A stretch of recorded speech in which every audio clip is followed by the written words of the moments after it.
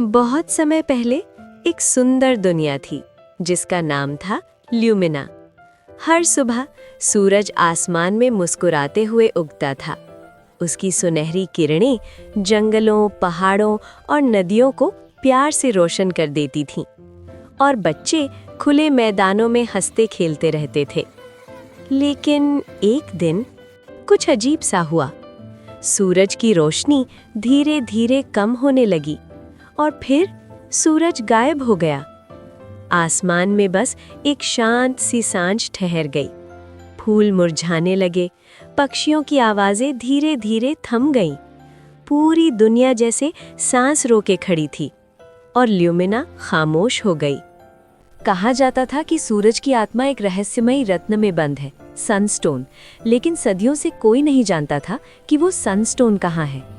उसी दुनिया में एक छोटे से शांत गांव में रहती थी एक प्यारी सी लड़की आयरा। हर शाम जब उदास सी सांझ फैल जाती, आयरा अपने घर से बाहर निकलती और आसमान की ओर देखती रहती। वो सोचती, क्या सूरज कभी वापस आएगा? क्या दुनिया फिर से रोशन होगी?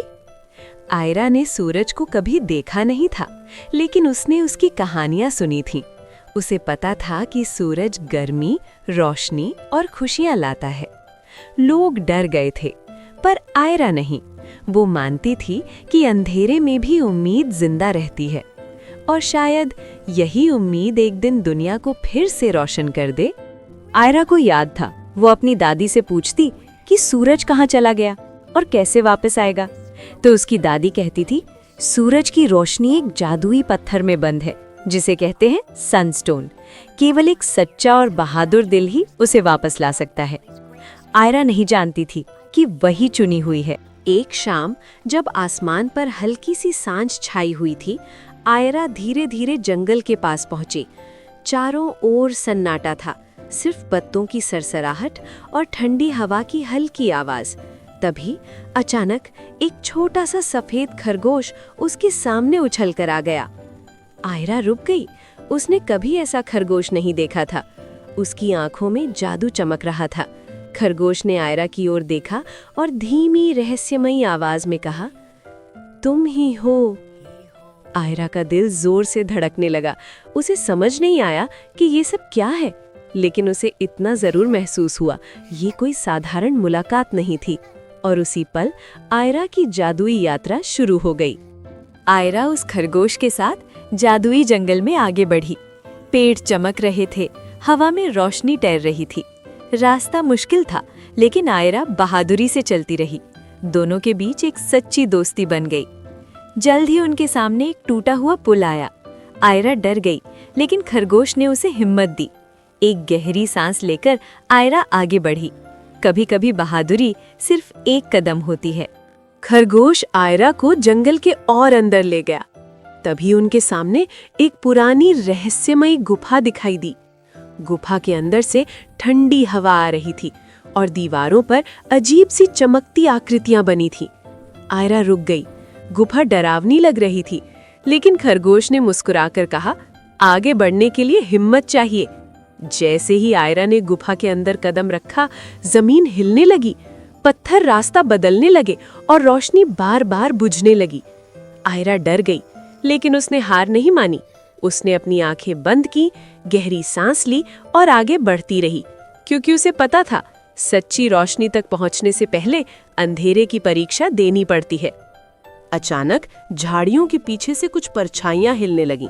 वे थे जंगल के भेड़िए, तेज लेकिन चालाक नहीं। आयरा का दिल जोर से धड़कने लगा। वो डर गई, लेकिन लूमा मुस्कुराया। लूमा ने इशारे से कहा, मेरे पीछे आओ। दोनों दौड़ पड़े, पेड़ों के बीच, पत्थरों के ऊपर और टेढ़े मेढ़े रास्तों से। लूमा के कदमों से जादुई रोशनी फैलने लगी।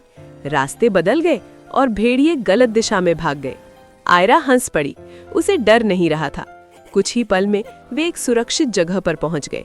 भेड़िए रुक गए और आयरा और लूमा चुपचाप आगे बढ़ गए, क्योंकि उन्होंने सीख लिया था, डर से नहीं, दिमाग से जीत होती है।